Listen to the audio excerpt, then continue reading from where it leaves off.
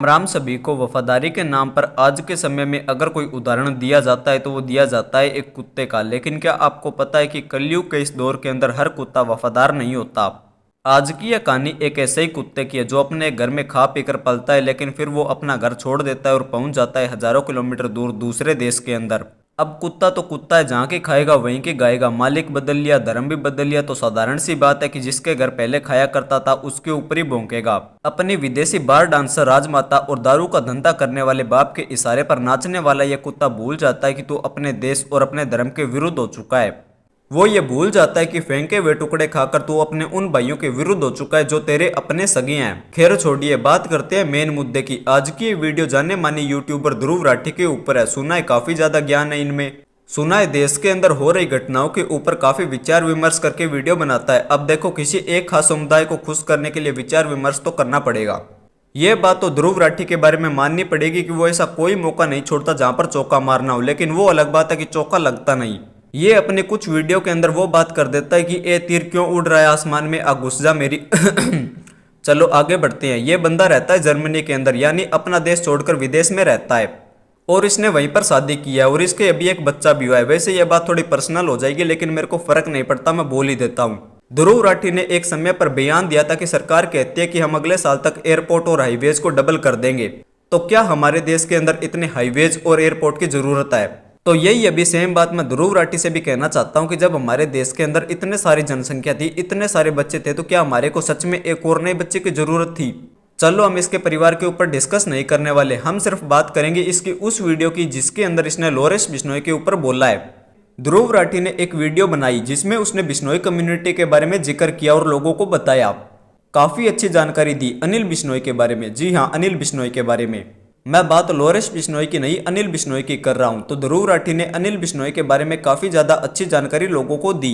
बहुत अच्छा लगा कि हमारे बिश्नोई समाज के हीरो अनिल बिश्नोई जी के बारे में आपने लोगों को जानकारी दी। तो ध्रुव राठी कुछ देर अनिल बिश्नोई के बारे में बोलते बोलते शिफ्ट हो जाते हैं लॉरेंस बिश्नोई के ऊपर। शुरुआत में तो मुझे लगा कि इतना बड़ा यूट्यूबर है भाई, आज तो ये अपनी वीडियो के अंदर एक सिक्के के दोनों पहलू की बात करेगा, लेकिन मैं गलत था। ऐसा कुछ नहीं था, इसने सिर्फ वीडियो के अंदर बुराइयां गिनवाई। खैर वहां तक भी ठीक था कि चलो लॉरेंस बिश्नोई के ऊपर इतने मुकदमे, कुछ गलत किया ही होगा तभी तो मुकदमे लगते हैं, ऐसे तो मुकदमे लग नहीं जाते। लेकिन वो गलत काम उस लड़के ने किए क्यों? आखिर क्या परिस्थितियां उसके ऊपर बन गई जो अपने 100 किले जमीन और धन दौलत एवं ऐशो आराम की जिंदगी उसने छोड़ दी और अपराध की दुनिया में आ गया? इसने बात की लॉरेंस बिश्नोई की, जिसमें इसने शुरुआत में कहा कि जब हम पता करें कि लॉरेंस बिश्नोई ने आज तक कितने काले हिरणों की जान बचाई है या फिर वाइल्ड लाइफ प्रोटेक्शन में कितना काम किया है, तो हमें ढूंढने पर ऐसा कुछ भी नहीं मिलता।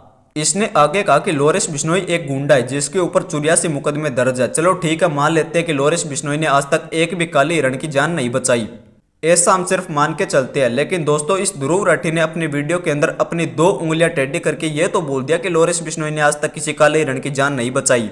लेकिन क्या आपको पता है कि जब सलमान खान ने काले हिरण की हत्या की थी, उसके बाद बिश्नोई समाज ने वो केस कोर्ट के अंदर लड़ा था, जिसके बाद सलमान खान को 5 साल की सजा तो हुई, लेकिन वो कुछ समय के बाद ही जेल से बाहर आ गया और उसके बाद से अब तक वो मामला सिर्फ कागजों के अंदर ही घूम रहा है। बिश्नोई समाज के अलावा किसी दूसरे इंसान ने आज तक उस मामले के ऊपर आवाज नहीं उठाई। चलो हिंदुओं के अंदर कुछ लोग तो कायर होते ही हैं, लेकिन कुछ बेचारे ऐसे भी थे जिनको इस मामले का पता ही नहीं चला। ऐसे में एंट्री होती है लॉरेंस बिश्नोई की। ये जो ध्रुव राठी अपनी वीडियो के अंदर उंगलियां टेढ़ी करके बोल रहा है ना कि लॉरेंस बिश्नोई ने आज तक किया ही क्या है, वो अगर ये वीडियो देख रहा है तो सुन लेना कि काले हिरण की हत्या के मामले को लॉरेंस बिश्नोई देश के सामने लेकर आया था। उस अकेले इंसान ने पुलिस हिरासत में ये बोलने की हिम्मत की थी कि अगर सलमान खान इस चीज की माफी नहीं मांगता है और सजा नहीं पाता तो मैं सलमान खान को मार दूंगा। वो मामला भी काले हिरण से ही जुड़ा हुआ था, वो कोई उसका पर्सनल मैटर नहीं था या फिर उसकी सलमान से कोई आपसी रंजिश नहीं थी। उसने काले हिरण के लिए ये लड़ाई शुरू की थी। लॉरेंस बिश्नोई के कारण ही देश के अन्य लोगों तक वो खबर पहुंची थी कि हमारे देश में एक ऐसा एक्टर भी है जिसको लोग हीरो मानते हैं, लेकिन असल में वो एक हत्यारा है, वो भी एक बेजुबान हिरण का। ध्रुव राठी ने अपनी वीडियो में शुरुआत से लेकर अंत तक ये तो बता दिया कि गैंग के कितने लोग मारे जा चुके हैं और कितने जीवित हैं, लेकिन एक बार भी ये नहीं बताया कि आखिर वो सब पढ़े लिखे लड़के क्राइम की इस दुनिया में आ कैसे गए। क्या उनको पैसे चाहिए थे? बिल्कुल भी नहीं। लॉरेंस बिश्नोई, गोल्डी बराड़, संपत नेहरा, ये सब अच्छे घरों के लड़के हैं, इनके पास अच्छा खासा पैसा था, इनको पैसे के लिए क्राइम की दुनिया में आने की कोई जरूरत नहीं थी। लॉरेंस बिश्नोई गैंग का संपत नेहरा जो नेशनल लेवल का गोल्ड मेडलिस्ट खिलाड़ी था और आज वो जेल के अंदर बंद है। पता ही क्यों? सिर्फ इसलिए क्योंकि उसके किसी लड़के के साथ में छोटी सी लड़ाई हो गई थी और उस लड़के का बाप सरकारी कर्मचारी था। जिसने संपत नेहरा के ऊपर आपराधिक मुकदमे दर्ज करवा दिए। आपराधिक मुकदमे लगने के बाद संपत नेहरा जो एक बेहतरीन खिलाड़ी बनना चाहता था और देश के लिए मेडल लाना चाहता था, उसका वो सपना वहीं पर टूट गया और उसकी जिंदगी वहीं पर खराब हो गई। इसके बाद में वो बन गया गैंगस्टर। ऐसे ना जाने कितने लड़के होंगे जिनके ऊपर गलत तरीके से केस लगे हुए हैं और वो आज जेल के अंदर बंद है। लेकिन ये खुद ध्रुव राठी वही इंसान है जो स्वाति मालीवाल के ऊपर ऐसी वीडियो बनाता है जिसके बाद स्वाति मालीवाल को रेप और हत्या जैसी धमकियां मिलनी शुरू हो जाती है।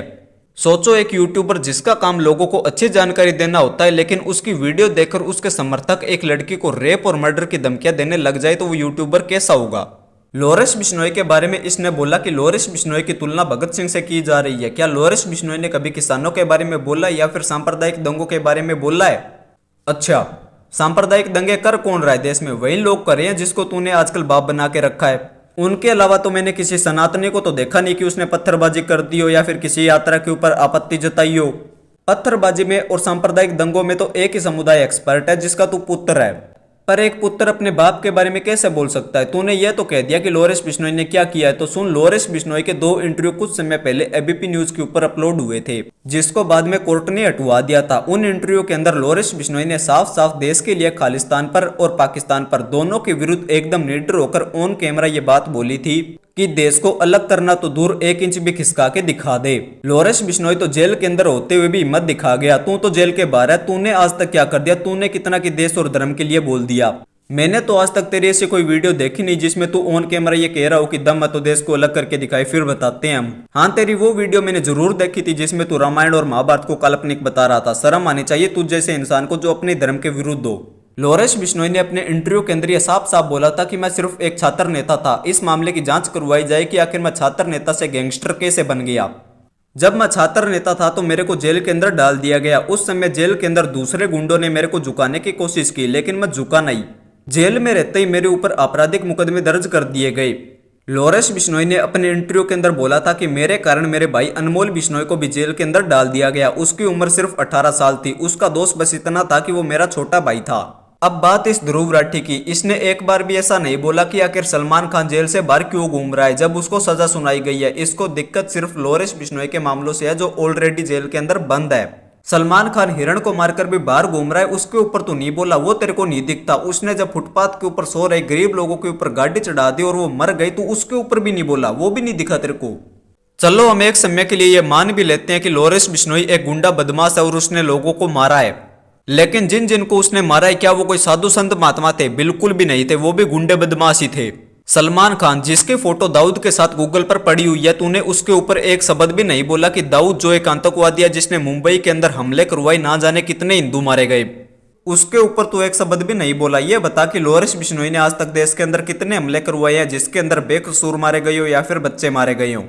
लेकिन मैंने जैसा शुरू के अंदर बोला था ना उस कुत्ते के बारे में कि जो रोटी फेंकेगा उसी का पक्ष लेगा, बस वही बात यहाँ पर है।